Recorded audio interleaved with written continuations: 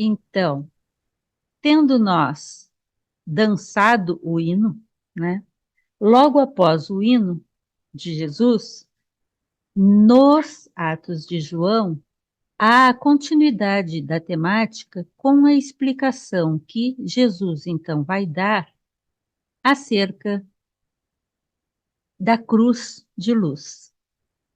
Então, vocês lembram que no final do hino ele diz para João que sua experiência, né, da dança da paixão que eu estou para sofrer, né? Se tivesse sabido como sofrer, terias o poder de não sofrer, né? E aí Jesus vem, Jesus volta, Jesus chama João, que João está num estado de sensibilidade aumentada, e Jesus chama João, então, para ser orientado. Jesus chama-o como mestre que ele, Jesus, é, para explicar a João o que está acontecendo, qual é essa dança, qual é essa experiência. Então, eu vou colocar os slides da continuação aqui. Nós começamos agora com a cruz de luz, que é a continuidade do hino de Jesus. Então, a cruz de luz é a simbologia da crucificação como os gnósticos a entendem. Assim é entendido, pelo menos. E aqui a gente tem a única tradução que eu conheço, tá? A gente procurou outras traduções em inglês, inclusive, e não encontramos, tá? Que é a tradução do Midi, que ele usa duas outras versões, a do Bonnet e a do Lipsius, nas quais ele se apoia para poder fazer a apresentação. Então, a cruz de luz, a simbologia da crucificação, isso começa na página 88 do livro A Gnose de João. O mistério gnóstico da crucificação é aqui apresentado nesse fragmento dos Atos de João, né, que é, se eu não me engano, é o capítulo 9 do Atos de João, e dá sequência a essa dança sagrada, esse ritual de iniciação que Jesus conduz, né, que é o hino de Jesus que a gente acabou de ver. Então, supõe-se que João seja o narrador. E Mead usou a edição de Bonnet e a edição de James, tá? De 97 e de 1897 e 1898, para construir essa versão que ele faz. E o Mead reclama, inclusive, bastante que a tradução é muito ruim, né? Que a versão e a cópia que chegou a ele, ele diz, né, que o Bonnet e o James tiveram muita dificuldade, porque os copistas, ao que parece, não foram tão cuidadosos assim, né? Então, ele diz que está insatisfeito com a versão que ele próprio está fazendo, com algumas passagens, mas que ele espera que ele tenha intuído melhor o que seria o original do que estava ali, né? E ele diz: é perfeitamente natural que os escribas ortodoxos, porque vejam, esse hino, se foi lançado por Jesus com João, em 1907, que é quando o Midi está publicando esse livrinho, porque é bem pequenininho o livro, em 1907, ele teria 2000 anos, certo? Então, de lá para cá, ele veio sendo reescrito, reescrito, reescrito. Ele estava entre os maniqueus, ele estava entre os cátaros, viu, João? Entre os cátaros, esse hino existe, tá? Existiu, né? E, obviamente, ele vem sendo recopiado, né? Então, Midi comenta, é natural que os escribas ortodoxos cometessem erros ao transcrever documentos gnósticos devido à sua ignorância, a ignorância desses escribas ortodoxos, sobre o assunto que era um assunto gnóstico, e a sua estranheza em relação a algumas dessas ideias. Então, a gente vai ver essas ideias agora. Então, a versão que vai aparecer na cruz de luz gnóstica, ela é, em vários pontos, bastante distinta da versão ortodoxa da crucificação. Mas esse copista de Smith, em particular, é, às vezes, inteiramente descuidado. Ele usa a palavra bárbaro, no sentido dos bárbaros, sabe? Não bárbaro de bom, é bárbaro de alguém que está assassinando o texto. E como o assunto é profundamente místico e trata do inesperado, a reconstrução da leitura original é matéria muito difícil. Né? Então ele diz, eu fiz o meu possível. Né? Então Mead pensa que as cópias às quais acabou se tendo acesso são do final do século II, ou seja, 2 séculos depois do ocorrido. Peraí, que travou?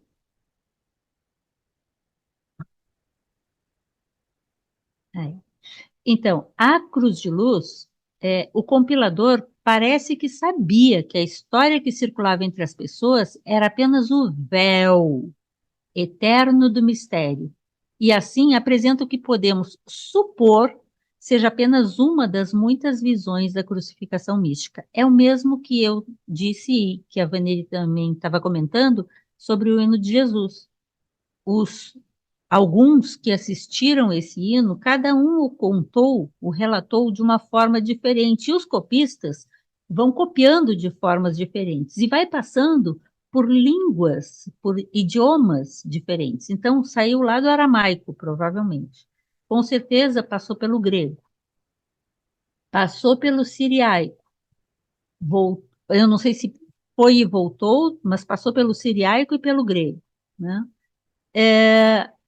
Aí, para chegar a mim, pessoalmente, e mesmo ao MIDI, né, passa pelo inglês.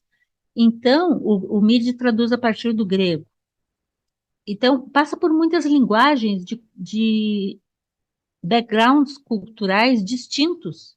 Então, uma mesma palavra ela pode ter muitas traduções diversas, sentidos, compreensões diversas, né? Então, às vezes você olha uma palavra, né? E ele vai comentar sobre isso, a palavra cruz, por exemplo, que sentido tinha nas diferentes culturas ali, né? Mas para nós, por exemplo, a porta do céu tem um sentido muito diferente da porta do porão, né? Mas é porta. Porta pode ser tanta coisa, coração pode ser tanta coisa. Então, o que que aquela palavra, naquele contexto que a gente não lembra como é que era, estaria dizendo? Então, alguns reclamam às vezes assim, o gnosticismo é difícil. A linguagem que Jesus usa, provavelmente, é a linguagem do contexto cultural, provavelmente não, com certeza é a linguagem do contexto cultural dele. Então, os que ali estavam entendiam o que ele estava falando. Para nós é mais difícil porque a gente ainda tem que entender aquele contexto para entender as palavras, né? Então, há um passo a mais. E como é bom, nesse sentido, a gente está nessa roda, porque as mentes nossas de cada um contribuem com a energia para a gente entender isso melhor. Então, há um aparente conflito de percepções entre aqueles que penetram o mistério, que é um mistério interior, é um mistério espiritual, é um mistério pessoal, de certa forma, né? Em relação àqueles que limitavam esse mistério à crucificação como um evento histórico, um evento material, um evento que aconteceu materialmente, né? E sendo assim, ele diz, a interpretação e a compreensão é diferente. Então, a primeira linha dessa continuação, a primeira linha da cruz de luz, começa assim: e tendo dançado essas coisas conosco, o bem-amado, o Senhor, retirou-se, e nós, como se estivéssemos fora de nós mesmos, compreendem? Vocês compreendem? Como se... Porque certas vivências dessa natureza podem tirar a gente de dentro da gente. Afastam o eu, de certa forma, e a gente sente como todo. Ou como se tivéssemos acordado de um sono. Nos dispersamos, cada um à sua maneira. Eu vou ler o hino inteiro, os versos inteiros, e aí nós vamos comentar passagem por passagem, tá bom?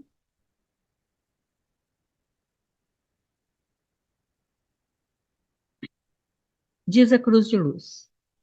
E tendo dançado essas coisas conosco, o bem-amado, o Senhor, retirou-se, e nós, como se estivéssemos fora de nós mesmos, ou acordados de um sono, nos dispersamos cada um à sua maneira. Eu, no entanto, João, embora tivesse visto o início de sua paixão, não pude permanecer até o fim, retirando-me para o Monte das Oliveiras, chorando por aquilo que tinha acontecido. E quando ele estava pendurado na árvore da cruz, na sexta hora do dia, a escuridão encobriu toda a terra, e o meu Senhor permaneceu no meio da caverna, encheu-a de luz e disse: João, para a multidão lá embaixo, em Jerusalém, eu estou sendo crucificado e atravessado por lanças e espadas, e vinagre e soro amargo me estão sendo dados para beber. Agora te falo, presta atenção no que te digo. Fui eu quem fez com que teu coração subisse a este monte, a fim de que pudesses ouvir o que um discípulo deve aprender de um mestre e um homem de Deus.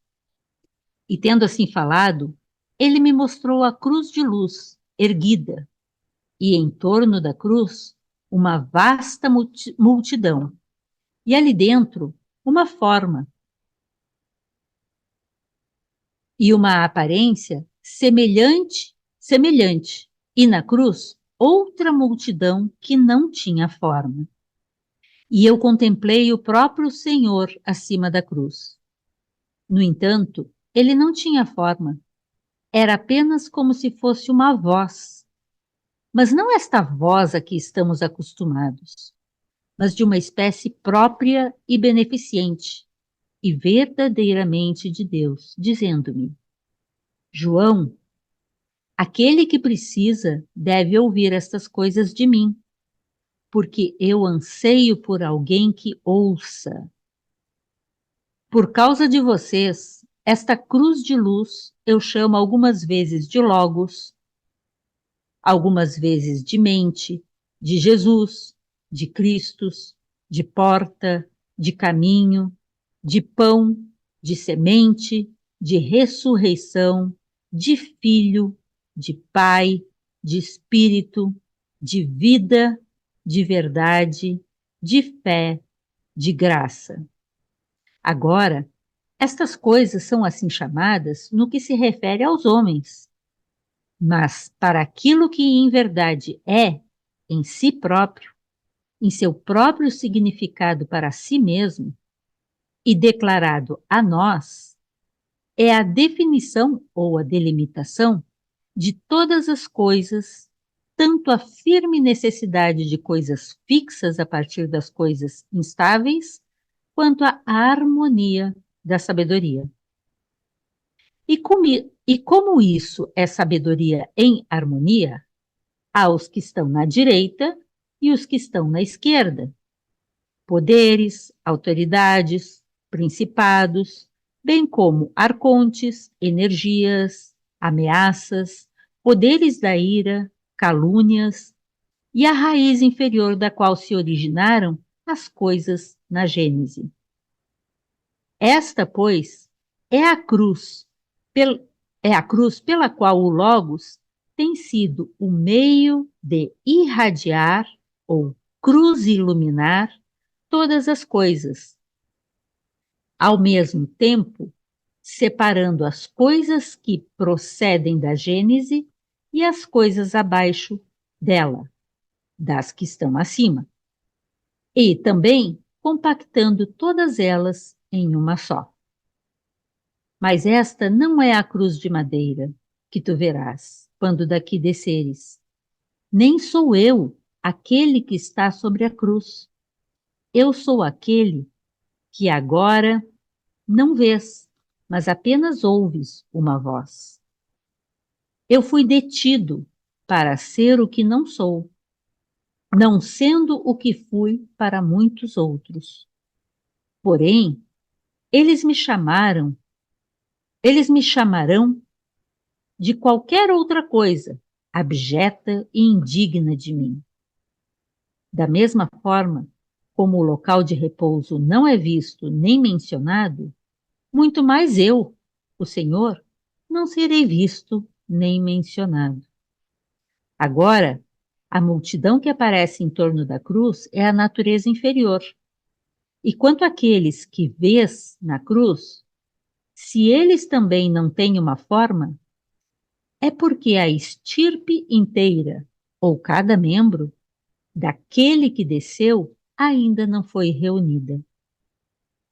Mas quando a natureza superior, na verdade, a estirpe que está vindo para mim em obediência à minha voz, for retomada, então tu, que agora me ouves atentamente, te transformarás nela, e ela não mais será o que é agora, mas estará acima, como eu estou agora. Pois enquanto não te chamares meu, eu não serei o que sou. Mas se me atenderes com atenção, ouvindo, tu também serás como eu sou. E eu serei o que fui, quando tu fores como eu sou, comigo, porque disto tu és.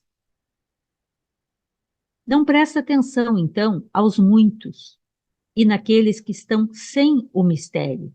Pensa pouco neles.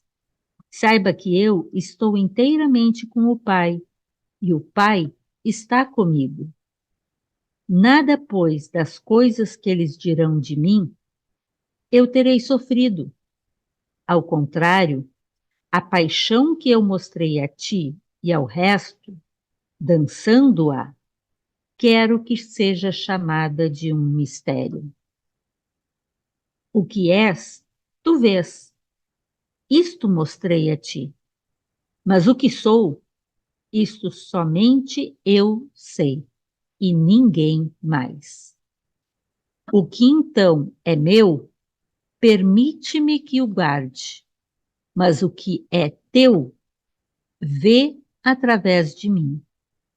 Eu disse que não é possível me ver como realmente sou, mas apenas o que és capaz de dar-te conta, por ser meu parente ou da mesma estirpe. Tu ouviste que eu sofri, no entanto eu não sofri. Aquilo eu não sofri, embora tenha sofrido. Que eu fui perfurado, no entanto, não fui ferido. Que eu fui pendurado, no entanto, eu não fui pendurado. Que o sangue jorrou de mim, no entanto, ele não jorrou. Em uma palavra, as coisas que dizem a meu respeito, eu não as tive. E as coisas que eles não dizem, estas eu sofri. Agora, o que elas são, eu decifrarei para ti, pois sei que compreenderás.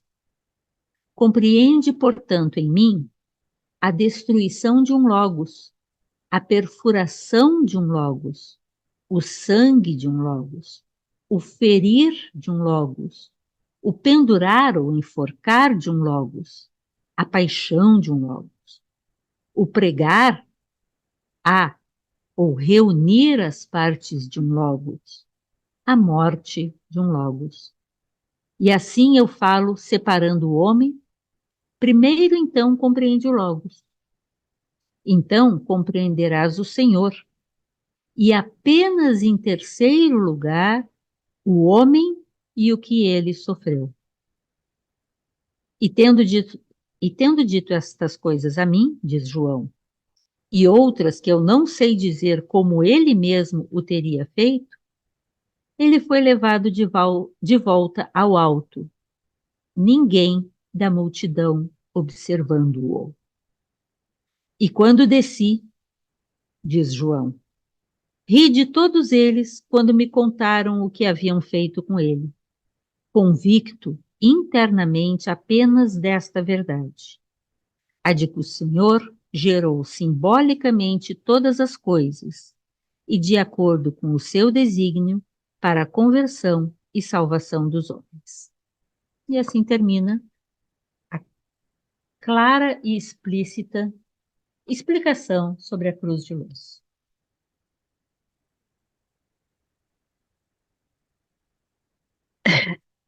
Não, né? Então, vamos tentar começar a entender um pouquinho sobre essa cruz de luz. Primeiro, vou abrir a palavra para vocês, né? O que que vocês acham? Que sentimentos lhes vieram? O que lhes diz esse texto, né? Esse suposto relato que Jesus faz a João, explicando a ele aquilo que ele, João, está percebendo e sentindo. Dá para ver que a percepção de João está colocada aqui como distinta da percepção da multidão, né? E que houve algo muito sério ali, sim,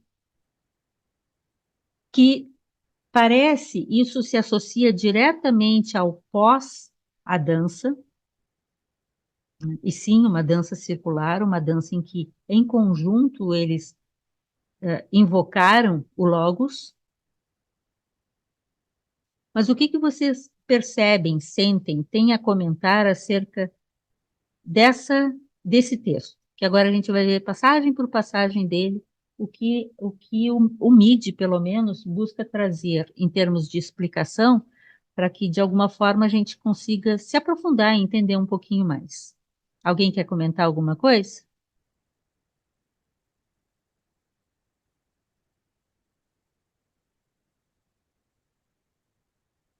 Está todo mundo muito interiorizado depois de dançar o hino, né?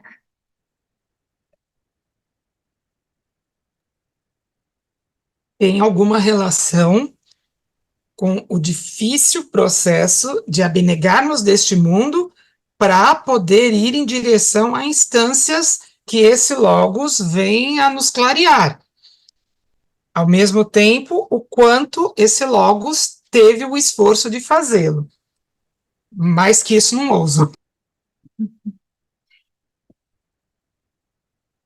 Eu ouso, seguindo o teu caminho, Vaneri, dizer também que a mim parece, sinto que também Jesus está dizendo que apenas se o Logos estiver minimamente desperto em nós, ou seja, se a gente percebe a luz em nosso coração, se a gente percebe a unicidade de nós com todos os seres, se nós temos minimamente essa abertura, esse contato, essa interiorização, nenhuma das palavras serve, né? Porque não é uma coisa que dá para colocar em palavras, mas essa sensação, percepção de presença do todo em mim, sem ser mim, porque eu deixo de ser um, eu sou aquele todo ali, né? Essa compreensão dessa crucificação ficará tão mais clara, me parece, tão mais sensível, sensível no sentido de mentalmente sensível, compreensível, quão mais eu estiver imbuída, imersa e ao mesmo tempo banhada, né, por esse logos, que a gente pode chamar, como ele chama ali, de porta, de Cristo, de pai, de mãe, de luz, de força, de árvore de vida, porque nenhuma das palavras é suficiente para traduzir, porque é uma coisa que precisa ser gnosticamente compreendida e não verbalizada apenas, né? Então me desculpem eu estar usando palavras. Algum comentário, gente?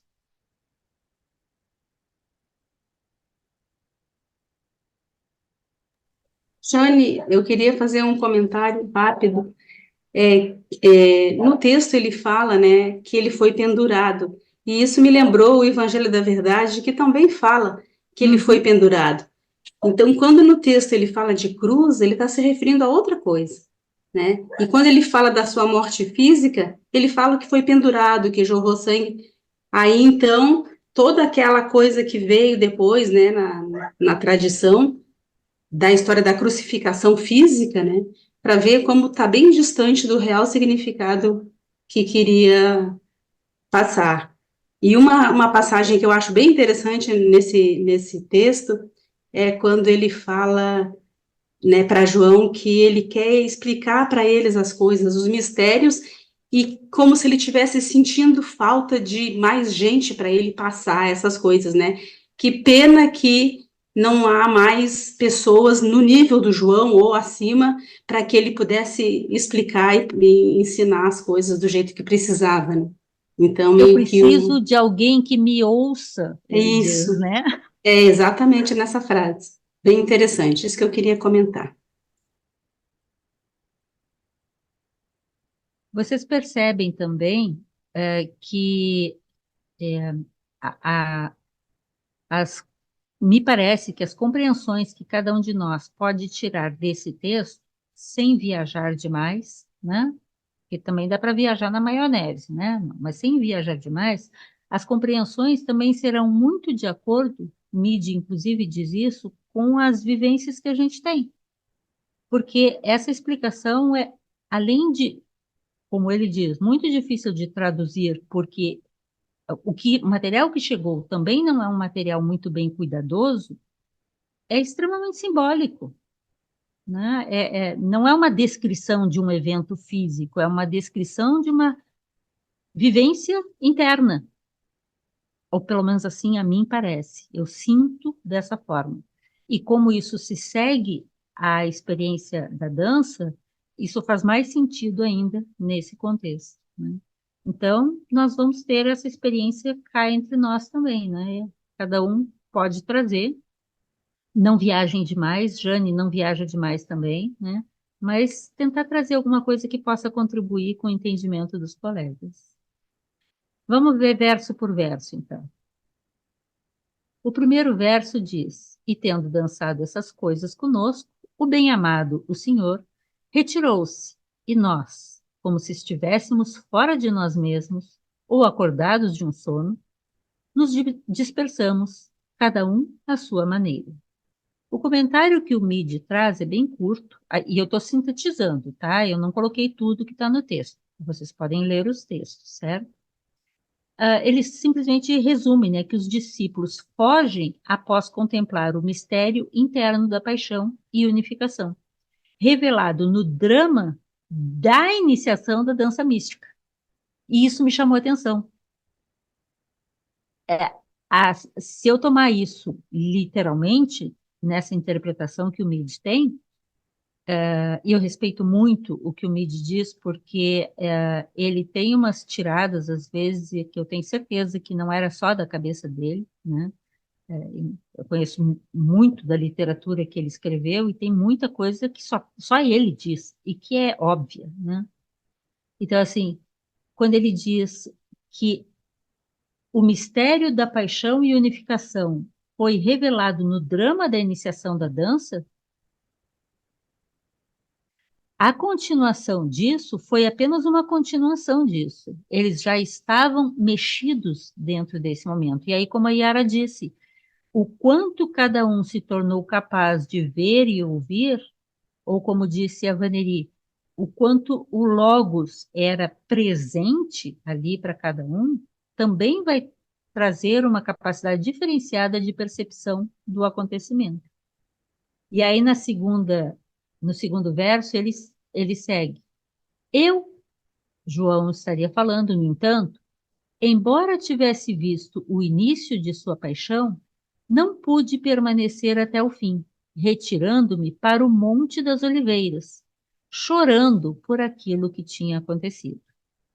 Então, dá para eu sugiro que se entenda aqui que a retirada para o Monte das Oliveiras não é vou lá subir o monte, né? Espera aí que eu vou ali lá para cima agora.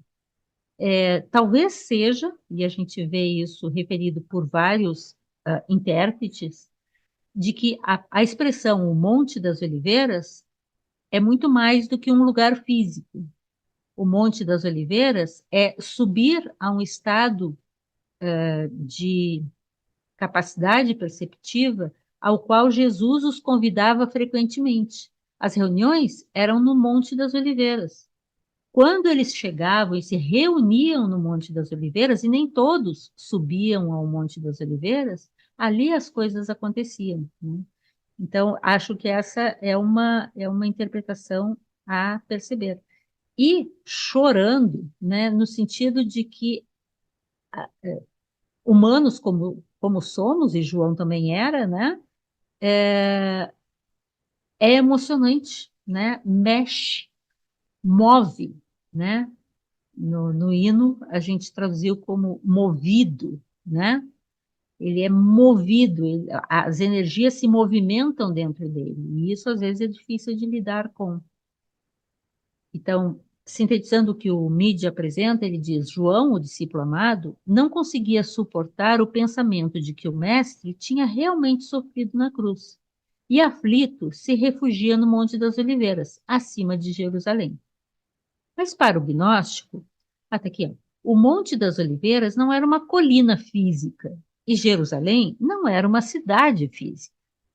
O monte era o cume da contemplação e do trazer à atividade certa consciência interior, né? Trazer à consciência exterior certa percepção intuitiva, gnóstica da consciência interior. E Jerusalém aqui não é a referência a Jerusalém celeste. Se trata da Jerusalém de baixo, a consciência física, o mundo onde todos estão, o mundo dos sentidos físicos, né? Então, essa é a interpretação que o Midi apresenta, sinteticamente, né? Quem quiser fazer algum comentário, por favor, levanta a mãozinha.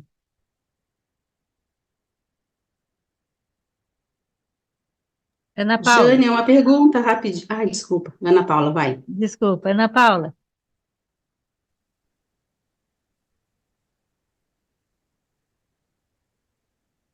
pronto. Tudo bem? Boa noite ao Não, grupo. tá sem som. Espera aí que teu som não tá saindo. Tá saindo agora? Agora deu, isso. Licença, boa noite ao grupo. Tá Prestando atenção baixinho, tá fala mais alto. baixinho, Fala prestando mais alto. atenção no que a senhora trouxe no item anterior, número 1, quando ele traz essa questão desse fugir. Se a senhora puder contemplar, se tiver como contemplar, o porquê desse fugir, porque até então, toda essa trajetória que vem sendo trazida no hino é um estado de consciência superior na qual, pelo menos no entendimento que eu cheguei, que os discípulos chegam com o entoar desse hino e com a dança circular. Então, quando é trazido no momento inicial que ocorre essa fuga, quando é dito que os discípulos fogem após contemplar o mistério interno da paixão, se a minha pergunta para a senhora é assim, se toda a preparação que foi feita com o hino, com a dança circular, com esse estado superior que até então, para mim, é o entendimento que eu tenho que eles chegam, se a palavra correta para essa ação seguinte, se é essa fuga. Entendi. E é bacana você colocar assim, Ana Paula, porque como foi comentado aqui antes, inclusive, tradução é uma tarefa muito difícil, né? Já é difícil a gente contar o que a gente viveu para tentar fazer o outro entender. Então, assim, talvez a palavra fuga não seja a palavra mais apropriada aqui. Então, não posso dizer disso. Mas se a ideia for essa, porque isso aqui também me chamou a atenção, a mim me fez lembrar aquela circunstância talvez alguns de vocês já tenham vivido isso, quando a gente está numa cerimônia que seja muito tocante, que mexe muito com a gente.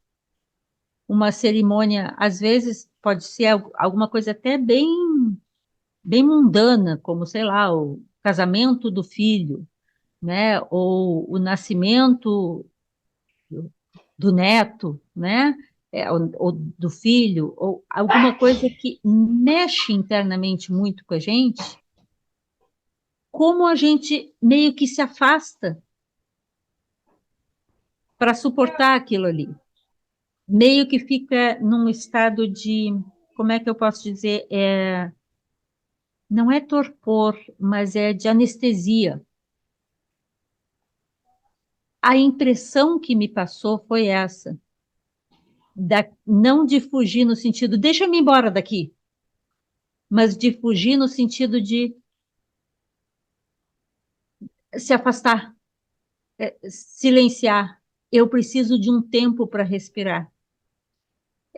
Eu não estou dando conta de dar conta de tudo isso. Tive Sim, essa sensação, que a dança e a própria paixão pudesse ter mexido de tal forma com eles, e a gente vê isso muitas vezes em encenações, em filmes, que eles, vou exagerar aqui, mas criaram uma imagem mental, despencaram, desmoronaram, se afastaram, cada um a seu modo. Cada um lidou com isso de uma ou outra forma. E, talvez, João tenha, e ele também, né? Ele se afasta, só que ele sobe, enquanto outros não conseguem e caem e se afastam.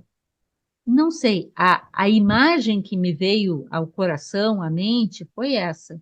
Mas não sei se alguém aqui tem uma outra leitura. Você mesma, Ana Paula, você não sentiu que a palavra fuga encaixa aqui?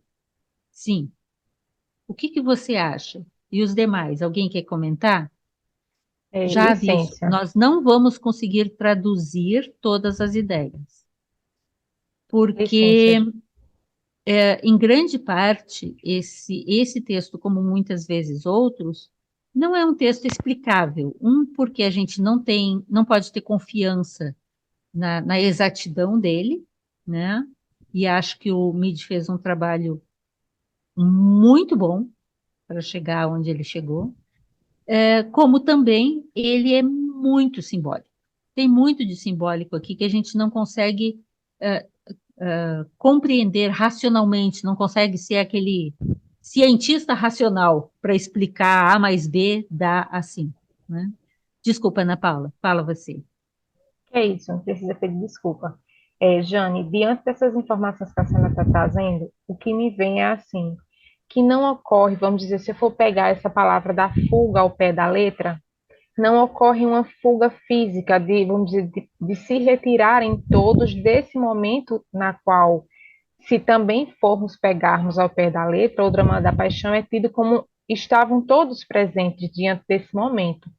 Então, observando o que a senhora trouxe, não ocorre essa fuga, mas sim, vamos dizer assim, é, eu, os discípulos entrarem em um estado consciencial diferente daquele que havia sido vivenciado até então, quando ocorreu a dança circular e quando o hino foi entoado. Então, vamos dizer assim, me deu um entendimento de um choque. Uhum, Era como se a senhora, um exemplo, se a senhora está lá vivenciando esse ritual, se assim eu posso trazer. Então, a senhora está num estado de elevação superior e até então se depara com uma situação mais que causa um impacto maior e que é diferente daquilo que estava sendo vivenciado anteriormente. Então, a leitura que eu faço diante do que a senhora me trouxe é essa. Não sei se uhum. é correta e se cabe, porque até então, como a senhora disse desde o início, essa tradução não dá para ser tão precisa. Então, o que eu entendo no momento é isso.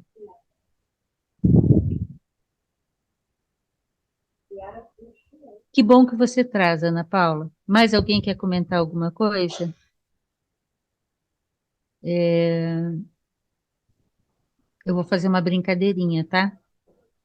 Mas seria bom se, para explicar melhor essas coisas, a gente chamasse ou Jesus ou João para vir aqui dar explicação sobre o texto, né? Fazer banca. Fazer banca. Se alguém conseguir, a gente vai ficar muito feliz. Mas acho que talvez a gente não tenha suficiente ambiente para tudo isso. Mas vamos lá. Foi bom você trazer essa questão, Ana Paula.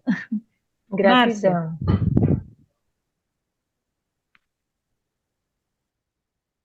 teu som, teu som. Oi, Olha, agora eu deu. sempre esqueço do meu som. Eu tô aqui tocada também, sabe? E sentindo esse movimento de luta ou fuga, né? Em relação ao impacto dessa narrativa, né?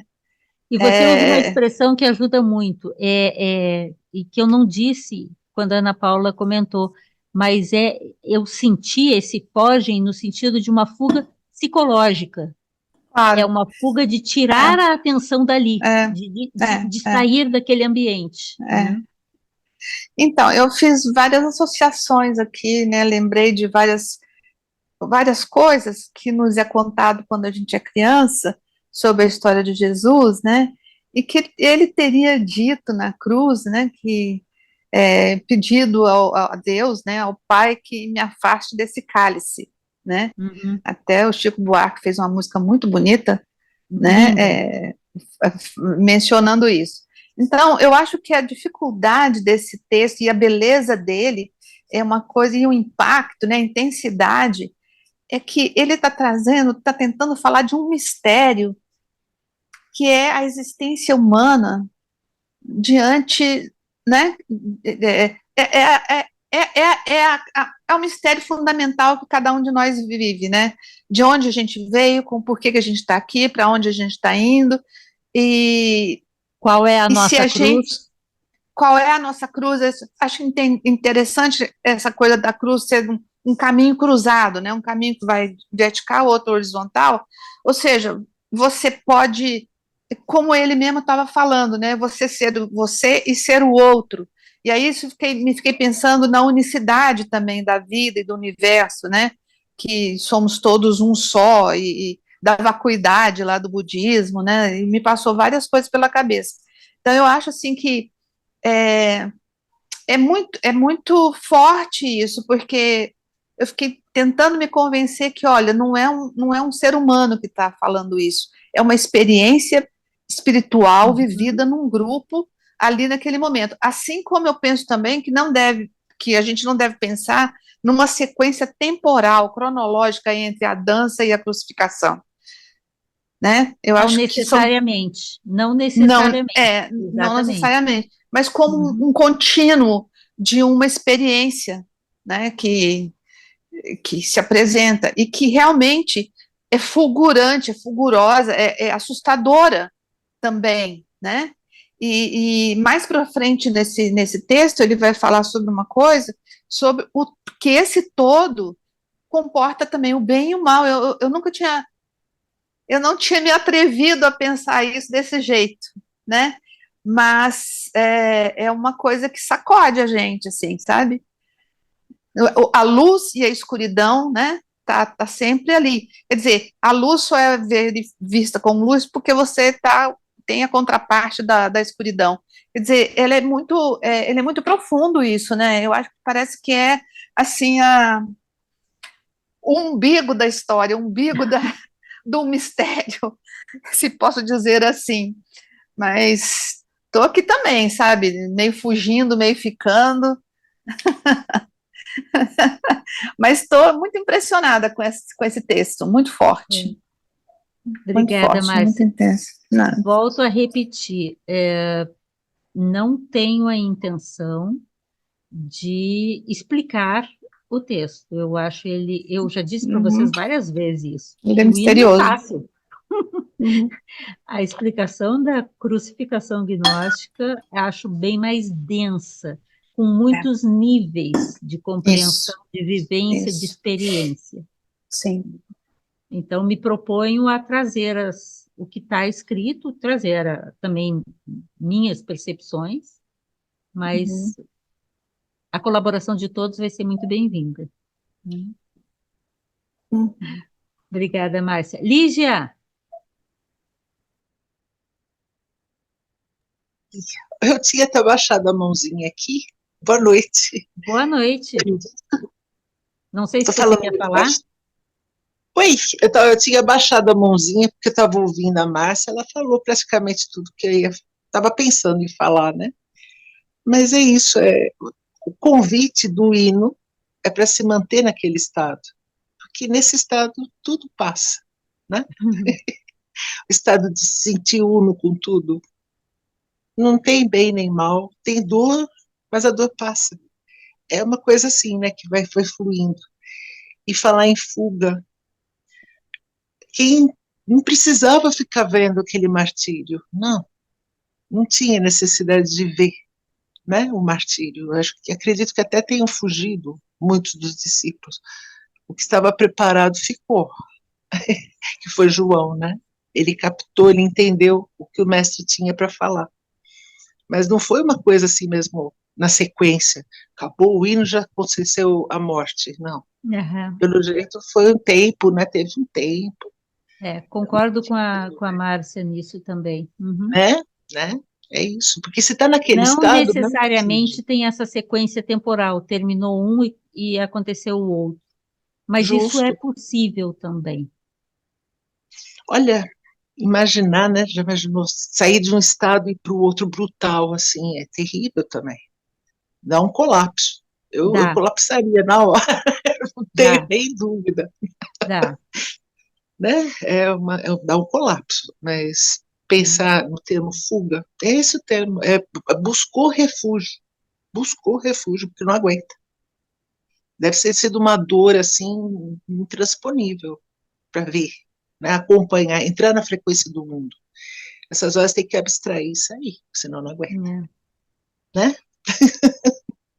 Um beijo para Uhum. vocês, um beijo. Deixa eu aproveitar sua fala, Lígia, e de algum conhecimento que eu tenho sobre esses materiais, que muitos anos não chegaram a fazer tanto efeito, mas mais de 30 anos nessas coisas, bem mais de 30 anos, tenho para mim que, sim, Jesus foi assassinado, sim, não necessariamente temporalmente houve a dança e logo depois ele é assassinado, mas isso também seria pensável, porque, na verdade, estava havendo um movimento para pegarem aquele Galileu que estava liderando, talvez não multidões, mas muitas pessoas, e que falava coisas que não contribuíam com as lideranças sociopolíticas dali, e nem com as lideranças religiosas dali. Então, ele era um revolucionário, Jesus, né? Ele era alguém que estava incomodando e foi planejado assassiná-lo. Então, muito provavelmente, ele foi assassinado como era o usual ali, pegaram ele, apedrejaram e ele já ferido e sangrando, amarraram numa árvore e acabaram com ele. Isso é certamente insuportável de assistir. Mas, de qualquer forma, para pegá-lo, e queriam pegar os discípulos junto, é muito provável que isso foi logo depois de um momento em que eles estavam reunidos. Faz sentido pensar isso, entendeu? Então, assim, há pensamentos nessa linha, mas eu não lembro. Não sei se algum de vocês lembra. A gente não sabe. São Eu não lembro, conjecturas. São eu não lembro conjecturas. também. Mas E pensando acho que não nisso, gostaria de lembrar, né? não, nunca. Eu não aguento sangue, nunca aguentei, né? Agora até que eu aguento mais. mas é uma coisa assim que me dá pavor, não gosto. E pensar nisso me dá aflição. Foi uma das primeiras imagens que eu vi, Jesus todo flagelado, eu era pequena, eu fiquei em trauma, para o resto da vida. É um negócio triste. E a sensação é muito ruim, né, pensar nisso. Mas se ele convida, né, de acordo com os evangelhos também, ele convida os apóstolos a irem para o Monte das Oliveiras, né? Então, provavelmente, ele chamou, ele convidou para estarem todos juntos naquele estado. Mas quem Uhum. permaneceu, quem conseguiu, deve ter sido só João, né? Pelo jeito foi isso. Ou pelo menos está registrado dessa forma, né? Não, como eu disse, eu não lembro, não sei se alguém lembra, não sei. Não há um registro, e nem seria isso registrado de uma forma muito boa, mas como há, Yara já comentou aqui, no Evangelho da Verdade, e também no Apócrifo de Filipe, no Evangelho de Filipe, tem descrição sobre esse momento também, né? Então, assim, a gente ainda vai chegar para ver esses detalhes, né? Eu vou só para o próximo verso, nós vamos ver só mais o verso 3, que ele é bastante longo. Os comentários que o Mid traz são muitos. E vão falar das coisas que vocês estão falando agora.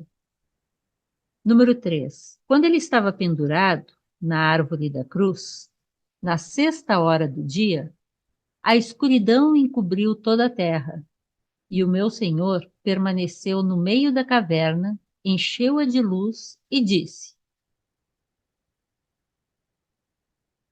primeiro, a palavra que está traduzida aqui em português como pendurado é hung, né? Que tem o sentido de enforcado, pendurado pelo pescoço. Tá? E na árvore da cruz também aparece pendurado em uma árvore no Talmude e, como eu disse, no Evangelho de Filipe e no Evangelho de Verdade, como a Yara já tinha comentado, né? Então, ao que parece, na tradição dos textos apócrifos e gnósticos, não tem a versão essa do Monte do Calvário lá, e de carregando uma cruz até lá em cima, e sendo chicoteado, e essa coisa toda, né? Mel Gibbs da vida, né? Mas, de qualquer forma, você ver o seu mestre é como ver o seu pai ser assassinado na sua frente, né? Não é uma coisa simples. E houve uma emboscada e ele foi derrubado. Vocês acreditam que ele não tinha só 33 anos, conforme dizem, tá? Isso é simbólico, tá? Ele tinha quase 50 anos. Mas, de qualquer forma, a vida dele era para ter sido muito mais longa e deu errado. As forças do outro lado conseguiram atrapalhar.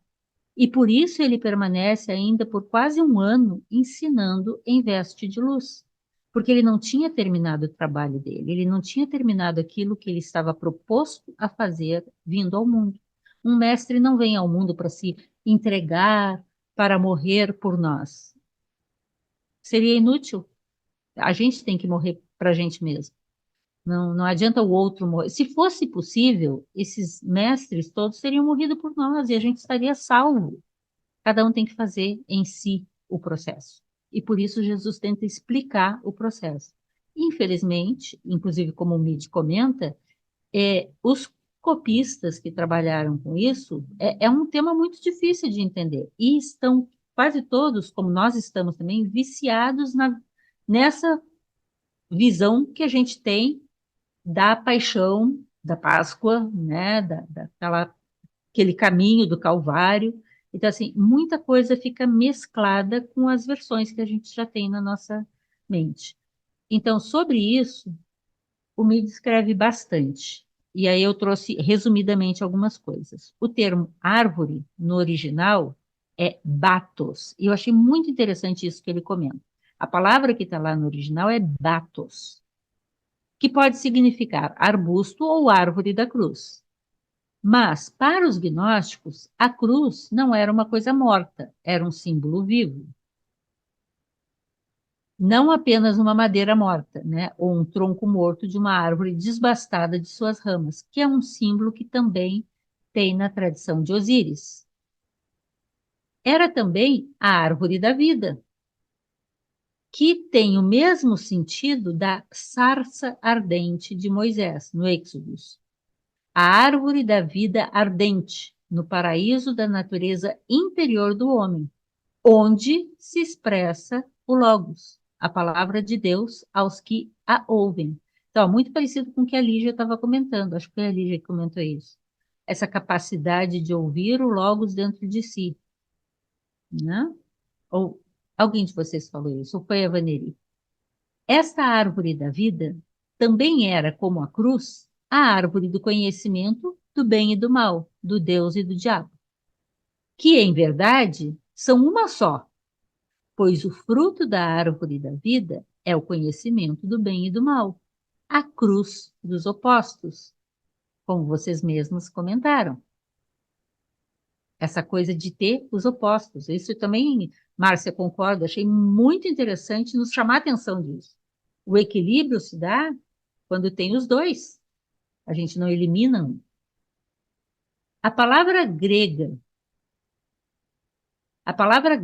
batos, tem também outro significado para os gnósticos, que misticamente jogam com as palavras. Essa coisa que a gente vê muito no Evangelho de Filipe, né? Joga com as palavras e a gente faz isso no nosso vocabulário também. Mas nem sempre isso é traduzível, né? Então, baseados no poder do som. Assim, um significado adicional para a expansão da ideia relaciona-se à abordagem docética, lembra, o docetismo diz respeito ao corpo não material, né? Dos dois textos, dessas duas abordagens.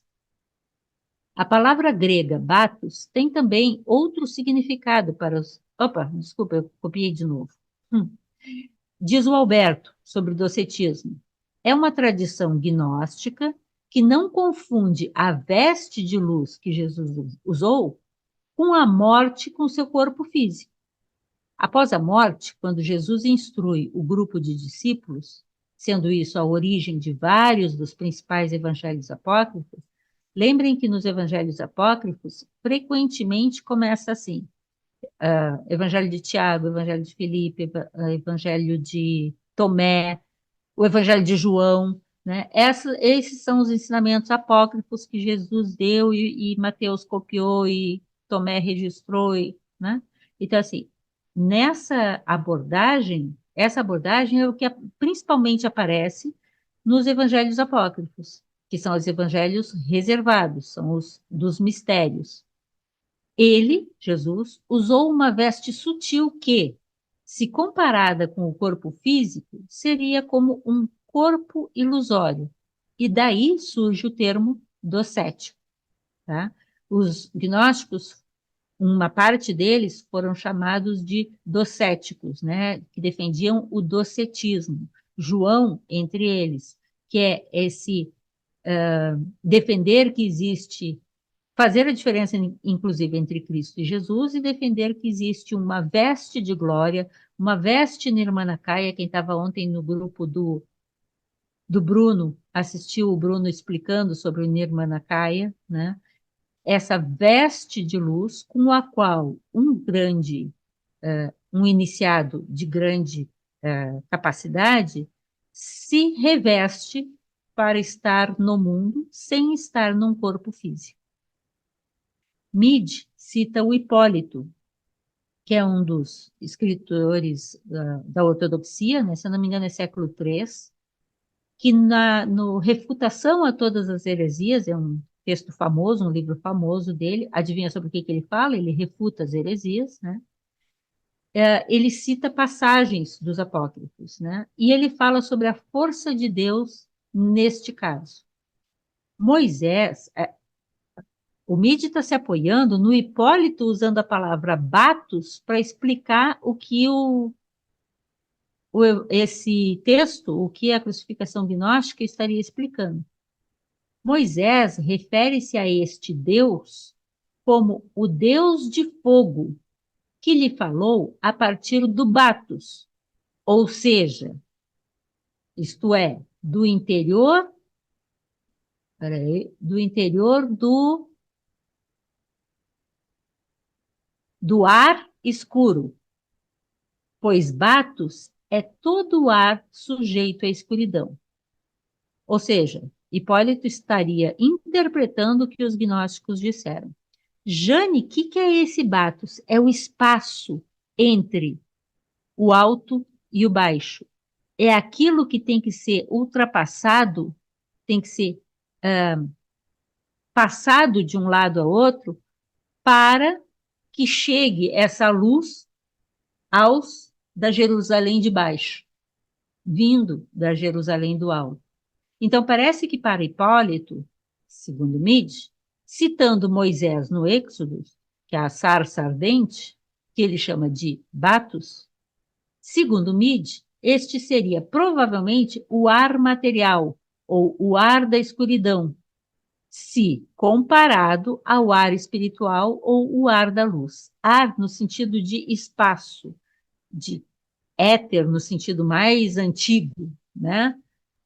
Batos seria o meio de passagem das chispas de luz entre o cima e o baixo.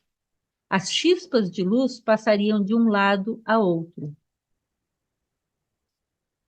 Então, para a gnoses, Batos, como ar, era o elo entre a luz, no alto, e a escuridão, no baixo, sendo esta escuridão encarada como essencialmente um caos flutuante ou aquoso. Simbolismos, simbolismos, simbolismos. Batos era tanto o caminho das almas para baixo quanto das almas para cima.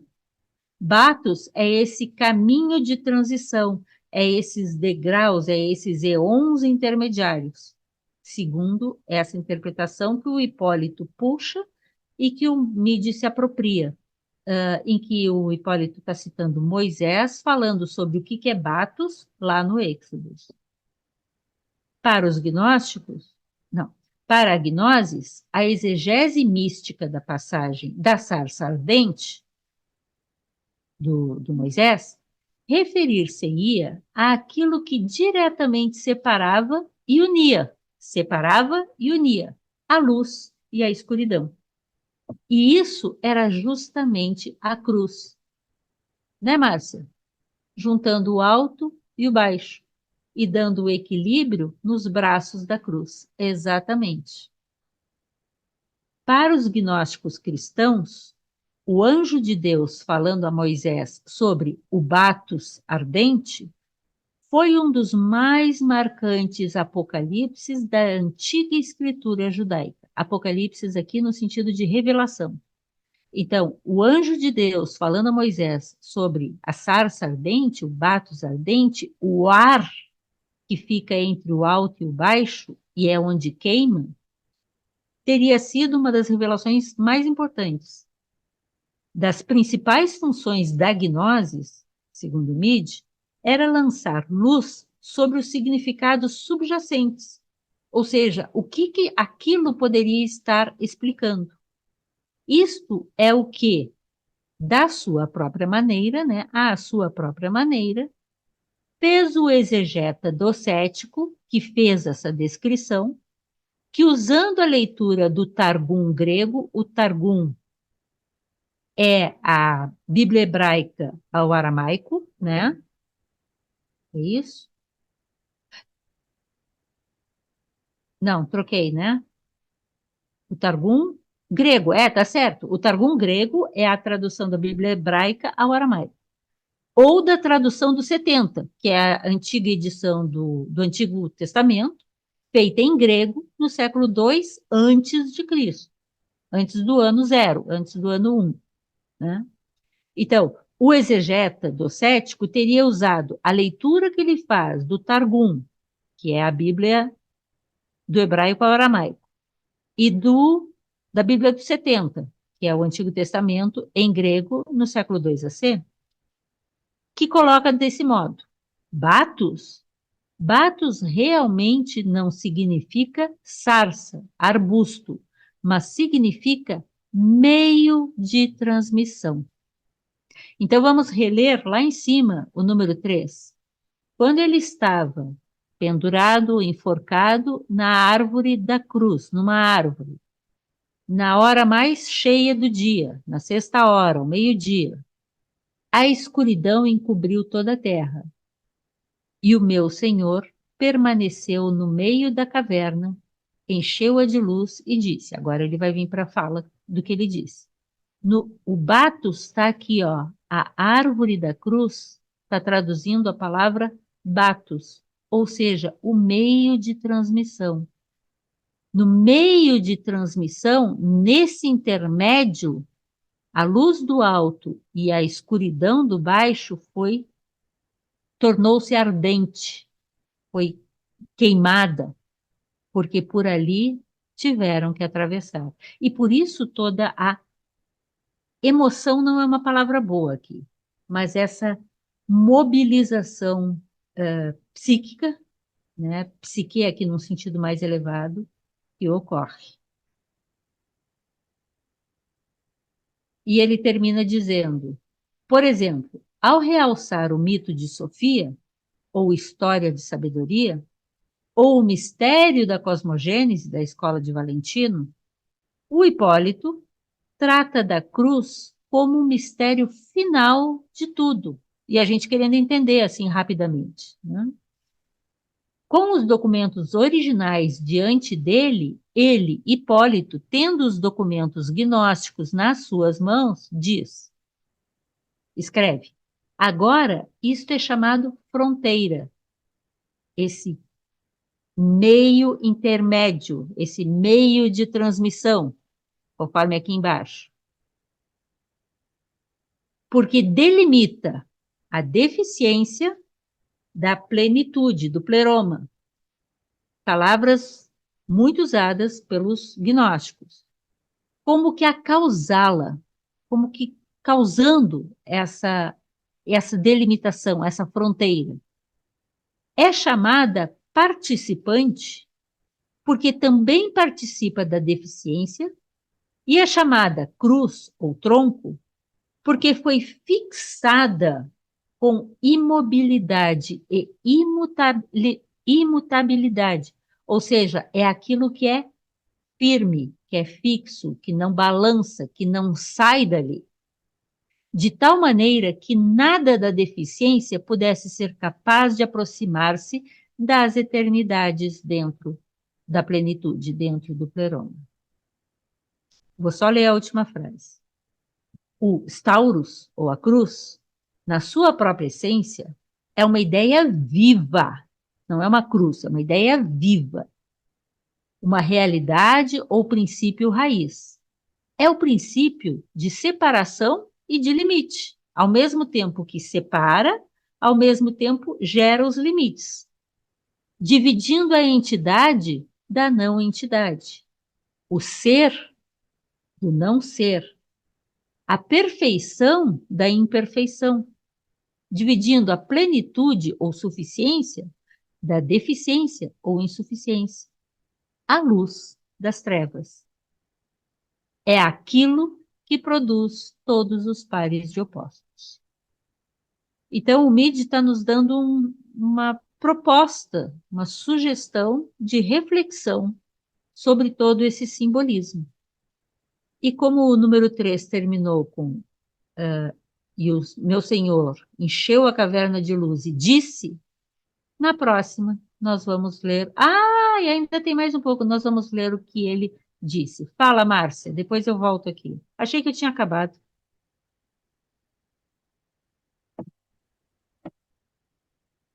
Abre o teu som. Desculpa, a gente estava me lembrando de uma noite que a gente se propôs a pensar sobre a morte, não é? E a conversa começou com a morte física, né? E evoluiu para a questão de um estado de existência sem vida, né? Onde há uma rigidez, uma imutabilidade, né? Imutabilidade. Imutabilidade, é isso aí. E e aí, quando eu estava lendo esse texto, eu lembrei disso, né, que a árvore da cruz, ela estava destituída das suas vidas, dos seus galhos, ela era um corpo morto, né? Achei importante isso, quer dizer, a crucificação, fiquei pensando, a crucificação é um estado de rigidez ou de Sim. in, inação, inação ou de incapacidade, como está dito aqui, Incapacidade. com todas as letras, né, de insuficiência, de incapacidade. Esse é o estado de morte, né? E ele fala aqui, e a crucificação fala disso, né? Quer dizer, ele estaria sendo crucificado, morto ali, mas não era isso que estava acontecendo. Era uma transformação, uma transmutação, né? De uma coisa morta para uma coisa viva. E é disso que ele quer falar para os discípulos dele, que para a gente esquecer que a gente que vai morrer, que a matéria vai acabar e pensar no todo. Concordo com você. Eu lembrei muito disso. Muito bom, muito bom.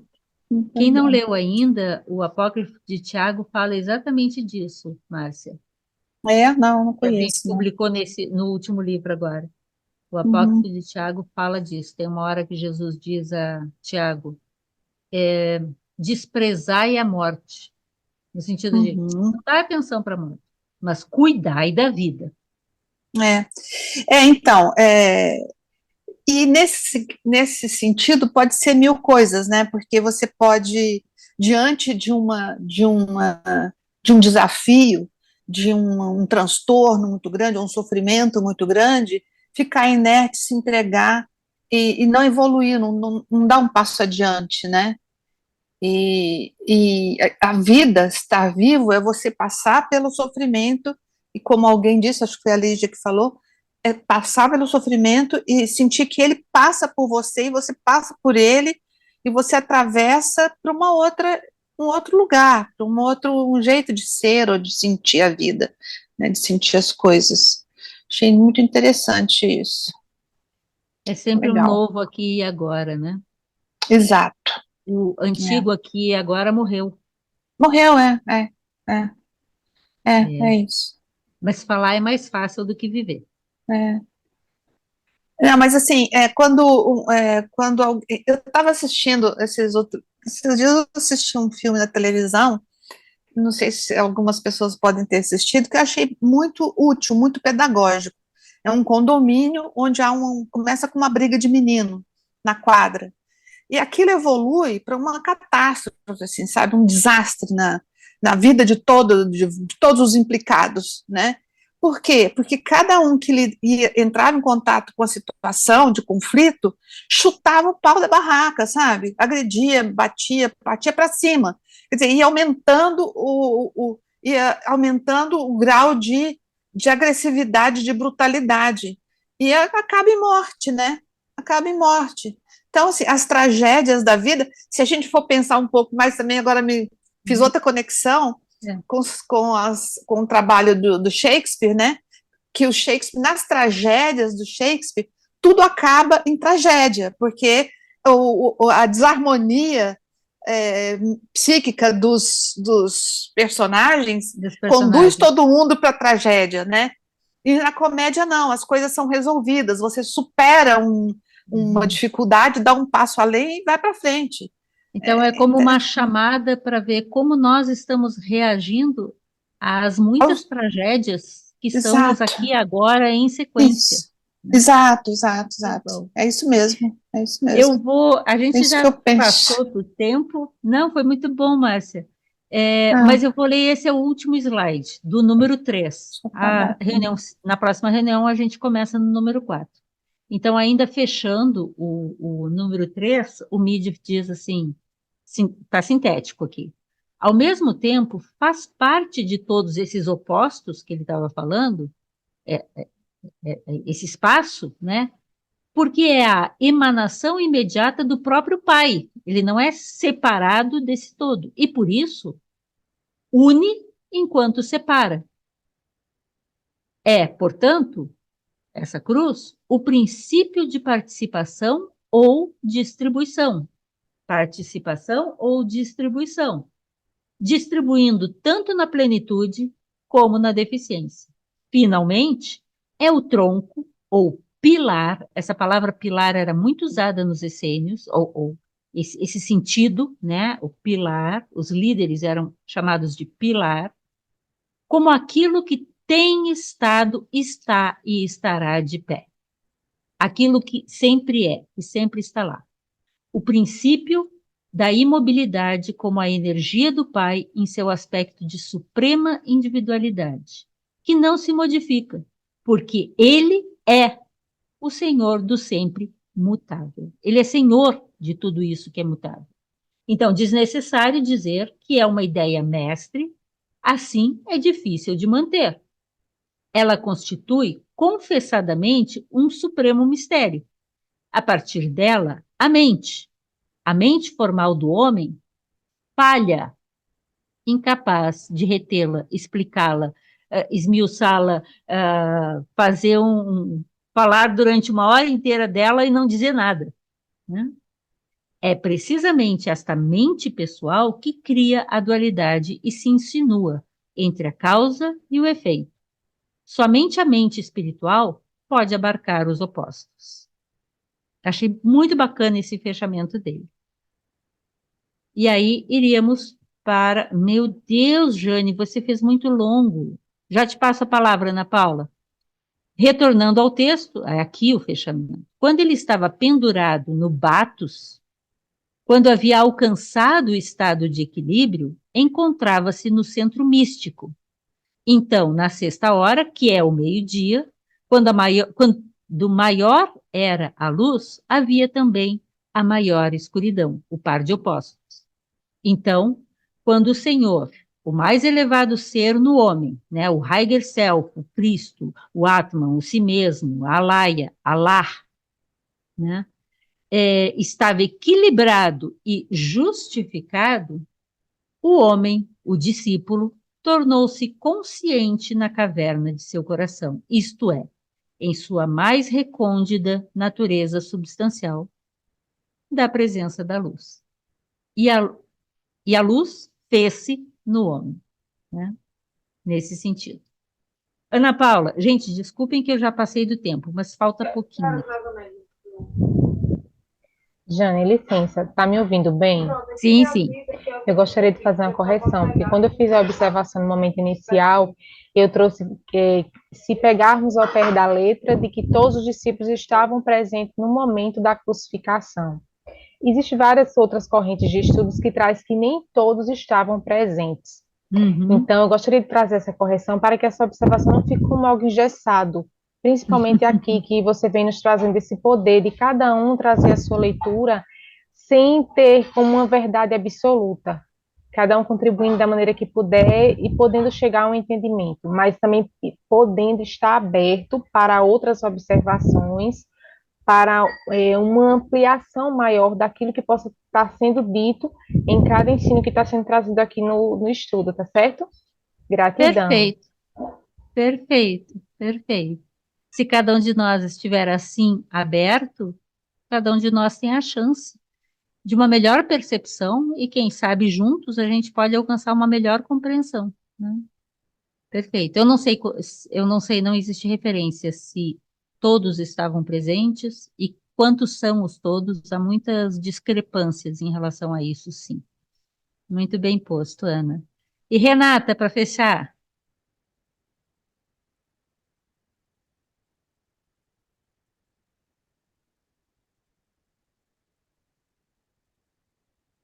Oi, fala.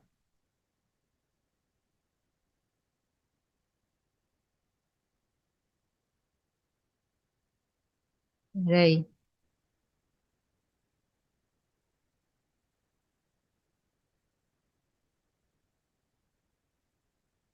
Hum, não, o teu microfone aqui para nós está aberto. Provavelmente a tua conexão não conectou bem a parte do áudio.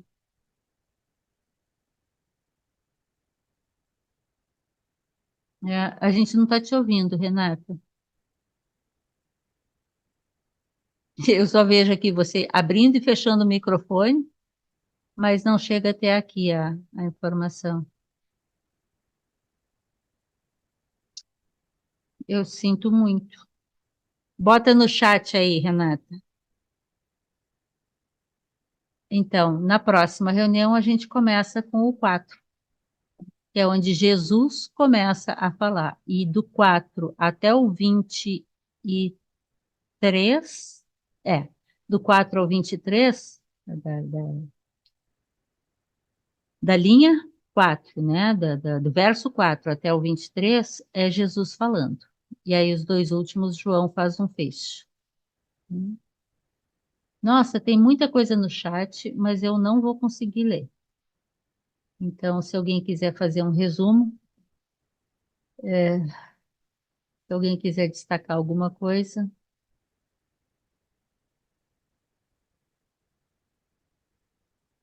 Bom, quinta-feira que vem, dia 7, nós não teremos reunião, tá? Porque eu estarei viajando e comigo mais pessoas também, então eu vou trazer, tem umas 4 ou 5 vídeos sobre a crucificação, sobre a Páscoa, sobre o texto, né? Então eu vou colocar todos esses à disposição no grupo para vocês assistirem, e aí dia 14 de março, hoje foi até a página 100, a gente segue da página 100 a 109, tá? Me desculpem ter passado um pouco, mas já são 20 para as 9, mas a gente ainda teve a grata satisfação de assistir o vídeo hoje de manhã. Renata, que pena não conseguiste abrir o teu áudio, mas a gente faz o que der, né? Então, eu vou convidar vocês para a gente fechar, deixando aqui aberto aqui, só para vocês lembrarem que ainda tem, acho que são 8 vagas que ainda tem no encontro, quem quiser ir. Quem puder ir, né? Vários aqui eu já sei que estarão presentes, e que possamos nós encontrar nossa própria cruz e estarmos firmes e equilibrados. Que o Logos em nós faça sua morada e possamos ser um caminho de luz para os muitos que por essa luz buscam. Que a paz permaneça entre todos e que sejamos unos neste caminho.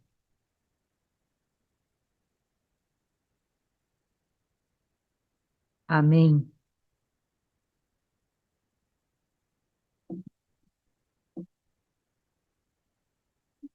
Muito bem.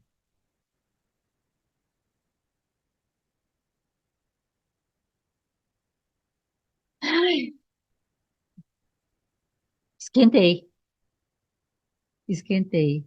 Renata, tu tá aí?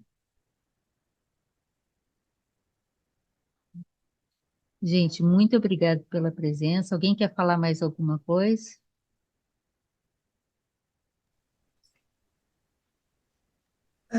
Não, obrigada. Ops.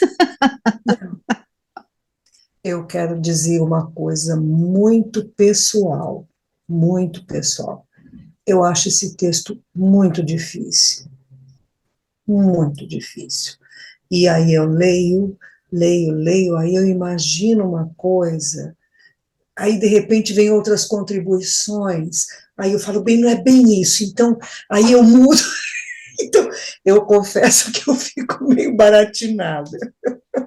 Mas é muito interessante, e mais que eu acho que é interessante, é que muitos desses aspectos foram pensados para construir essa história que a gente conhece. Tudo tá escrito ali. Então, não É foi possível. inventada muita coisa. Foi feita uma coreografia, né? Mas muitas das coisas estão escritas ali com outra interpretação, uma interpretação mais profunda, uma interpretação interior, e aí fica, eu não sei, é assim que às vezes eu percebo, Uhum. sabe? também Mas é percebo assim, mas de certa forma, é uma outra redação, um outro relato sobre uma outra, comparável, né, comparável no sentido de que se refere a um outro relato que a gente ortodoxamente tem ouvido. sim, Eu não posso garantir o que e como aconteceu, mas muitos historiadores demonstram que naquele ambiente, naquele contexto, não seria usual e comum acontecer o filme do Mel Gibson. Não é sim. daquele Não, jeito. eu nem assisti o filme do Mel Não, Gibson, não, eu porque também não. Eu só vi eu cenas e não sei que quero é assistir. um banho de sangue, É um e banho é de sangue. esses negócios que eu não Eu dou não dou conta. conta. Eu não dou conta. Eu não consigo assistir nada desse tipo de natureza. É, Eu não consigo. não, que Né? aliás, vamos combinar que é de um tremendo mau gosto essa via sacra que é feito, eu acho isso um pânico, mas enfim, o que é uma pena também, porque acaba que só fortalece essa ideia, essa história. A versão. Essa É, história, aquelas essa, coisas né? que fica repetindo, repetindo, repetindo, repetindo, e aquilo que não era bem assim acaba virando a Mas isso verdade. tem um porquê, né? Tem um Sim, motivo, né? Muitas das coisas que a gente vê hoje em dia, não precisamos nos reportar àquele passado.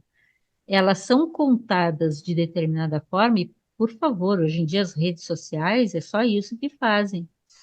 Jogam uma mensagem e bombardeiam essa mensagem com uma coisa para você se adaptar à mensagem e não você encontrar a verdade das coisas, é. né? Agora, mas é só você que está perdida no texto, tá? Sinto dizer, né? Não, Só aqui, você. mas eu Para acho, sabe nós, que. né, está extremamente claro. Não, é que eu acho, mas é que não convém se afligir com isso, sabe? Não Não, mas eu convém não a estou gente se aflita, não. afligir. É, Adoro ficar ouvindo, eu ouvindo acho, aí, sabe? eu acho que nós estamos lidando com um tremendo paradoxo, né? Que é o paradoxo da vida mesmo, da existência. Eu acho que é isso, sabe? E eu Quer chego a dizer, pensar, Márcia, você é psicóloga, né? Eu chego só. a pensar que talvez, inclusive como Jung se reporta muitas vezes a Jesus, Jesus tenha sido um tremendo terapeuta, Hum, sim. canalista ali, né? Uhum, E colocava as coisas não para explicar nos mínimos detalhes, exatamente. mas para Provocava. arrancar do fundo do seu coração e da sua É, capacidade a descoberta de é é isso. verdade. Sabe aquelas coisas que às vezes você sabe, mas não sabe como você sabe e não sabe Exato. explicar? Você não sabe se sabe. Você sabe, mas não sabe que sabe, né? Então, você sabe, mas não sabe que sabe. Então, é uma característica de um bom terapeuta, isso que você fala, que a Jane estava falando, que a gente não, um terapeuta não deve dar toda a história pronta para o seu paciente, né? Ele fala e deixa sempre em aberto. Tem até um cara que fala que a frase, a narrativa, né, a fala do terapeuta não pode ser fechada, ela não pode ser Concluinte. insaturada, ele chama de insaturado, não pode ser insaturado, tem que deixar sempre aberturas de sentidos, né, porque cada um vai buscando o seu. Mas cada um, a gente escuta com os recursos que a gente tem, né, Jane? Mas eu achei esse texto, assim, ele realmente é muito forte, né? É, mas eu achei super legal. Eu até pensei, vou falar assim, olha, esse texto é igual os meninos fazem, ó.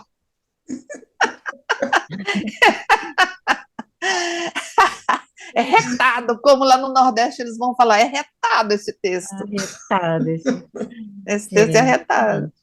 Mas eu Então, gostei, o achei meu convite a interessante. vocês, Hum, e confesso a vocês, eu não estou me sentindo muito confortável, porque hum, assim, eu não vou explicar o texto. Eu Não, vou claro me que não. apoiar, eu vou me É. apoiar no que o MIDI traz para a gente como reflexões. Ele pelo menos teve Uhum, acesso a um texto mais próximo, ele teve acesso a duas uhum, versões de tradução uhum, do texto, né, do que uhum. nós que estamos ainda mais distantes. Então, eu vou É, trazer partes para a gente ir pensando junto. Eu tenho, é. sim, algumas ideias acerca dele, mas eu acho Uhum. que nesse coletivo aqui a gente vai conseguir cada um chegar às suas verdades gnósticas, né? Exato. Como nós estamos lidando com uma coisa viva, é um texto vivo, né? É uma verdade viva. E é uma verdade muito mutável também, e paradoxa, e diferente, e única para cada um. Então, é legal ter, né, essas falas assim, que vêm na cabeça da gente, para a gente ir enriquecendo esse.